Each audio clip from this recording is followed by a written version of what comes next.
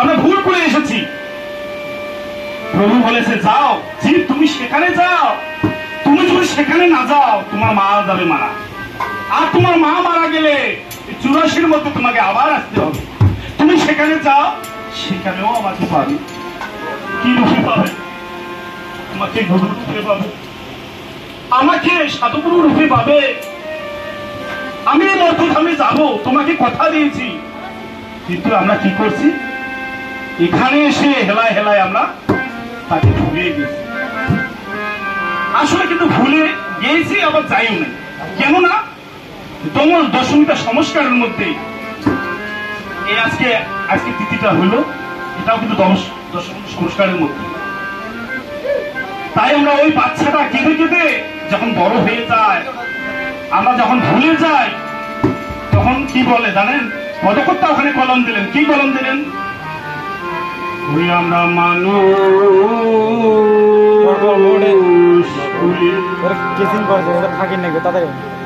জহর মদিয়ে দয়া ওরে কেন বাপা ঠাইলে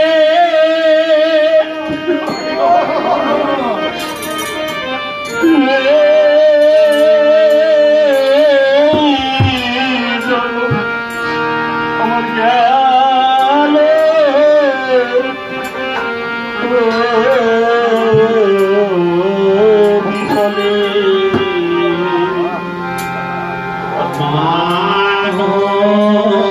আমরা কথা দিয়েছি ভগবানকে, সেখানে গেলে প্রভু তোমাকে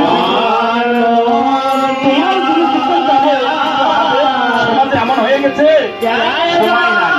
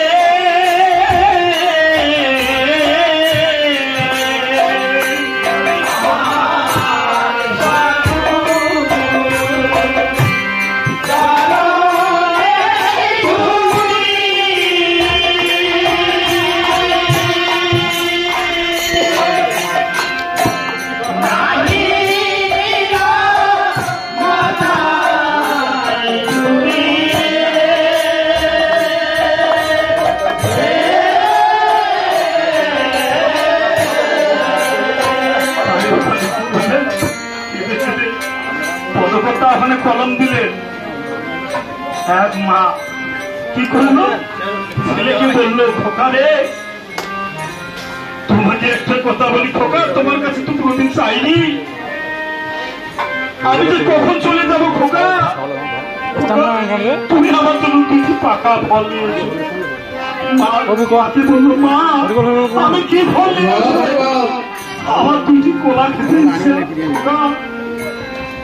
আমার কোলা খেতে ইচ্ছা কি করলো ছেলে বাজার দিয়ে দুটি কলা পাকা কলা নিয়ে এসে পাকা কলা নিয়ে এসে মাকে দেখে দেখে বললো মা তুমি এখন উঠো তোমার জন্য পাকা কলা নিয়ে এসেছি মা কখন ঘুমের মধ্যে পড়ে গেছে মাকে আর তাকে মা ওঠে না সারা দেয় না খোকা বললো রজনী তো মা ধরে মা যে আমার কাছে কোলা খেতে দিচ্ছে আমি কখন কোলা দিব তাই কোথায় রাখবো এই কোলা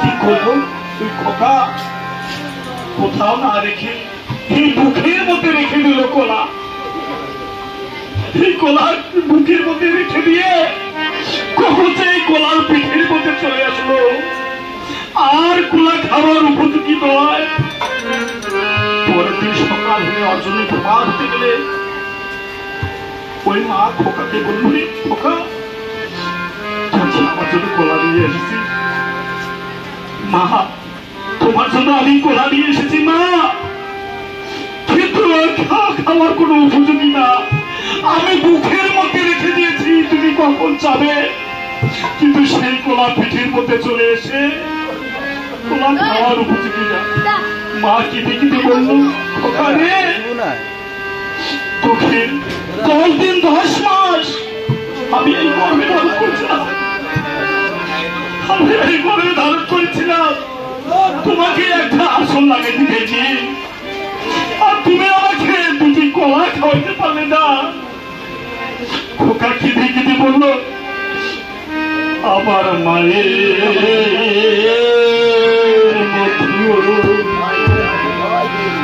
আমার বান্ধব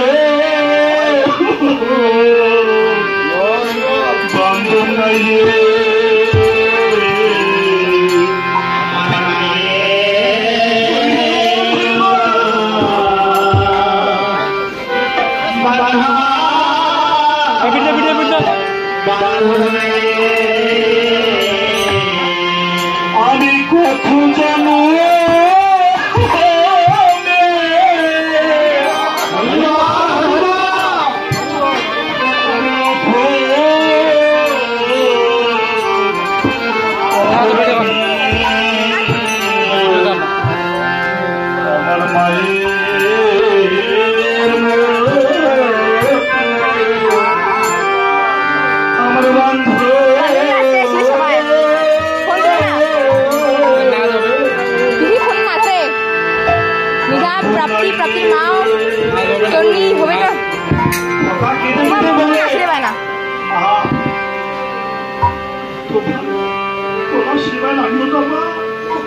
তুমি অপরাধ আমাকে ক্ষমা করে দিও, কিন্তু বাবার কাছে শিখে কি পাচ্ছ? আচ্ছা না দেখলা মায়ের কাছে শিখিল, কিন্তু মা মায়ের মতো হতে হবে। আমরা এই মতো ভাগবত অনুষ্ঠান হয়ে যায়, আমরা কিছু শুনি না, ভাগবতের আলোচনা শুনি না, আমরা কি বলি বাচ্চা আমাদের ঘুমাইছে, আমার প্রসাদ তো আমরা ঠিক কথা, ঠিক কথা, এটা তো ঠিক কথা, কিন্তু ভাগবত কি অমৃত রস আমরা 3 জনে বঞ্চিত হয়ে গেলাম ভাগবত থেকে, এই সাধুগুরু চরণ থেকে। কিন্তু ভগবানের এই কথা বলছে, আমার হাতে আমার নাম বড়, নাম হাতে আমার ভক্ত অমর, ভক্ত বলছে আমার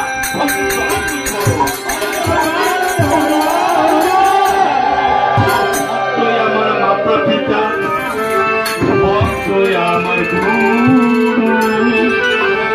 আর ভক্ত জনে নাম রেখেছে আমার বাঞ্ছা কল্প, আর ভক্ত যেদিন খাওয়ায় আমায় সেদিন আমি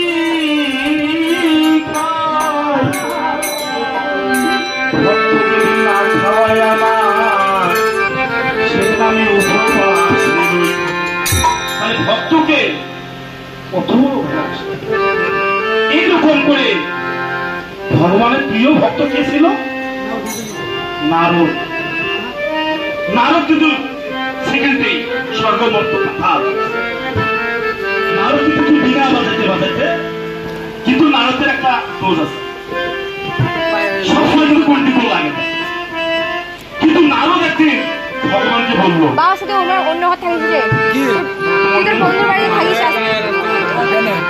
কতক্ষণ পর্যন্ত জানাবো? সবাইকে তোমার নিগাম, আচ্ছা আমি একটা সবাইকে তোমার নিগাম দেওয়ার জন্য নারদ বললো, প্রভু আমার মতন বড় ভক্ত তোমার প্রিয় কেউ নারদ, তুমি এই কথা বললে, ঠিক আছে তোমার তো পরীক্ষা নিতে হয়, তো তুমি যাও, কোন আমার এখন মাথা শির ব্যথা করে, তুমি একটু যাও না, শুদ্ধ ভক্তর যদি কোনো চরণ ধরে এনে দিতে আমার শিরে কষ্ট দিতে পারো, তাহলে আমি সুস্থ হয়ে। নারদ বলল হেসে হেসে, তুমি কি বলে কোনো ব্যবহার হইলো? গীতা পাঠ দিবে, আমি সংক্ষিপ্ত ভাবে বলতে এক করে সবার কাছে গেল, যখন প্রভুর কথা শুনলো কেউ দিল না, কি করলো? এই আমাদের বৃন্দাবন প্রবেশ করার পরে নারদ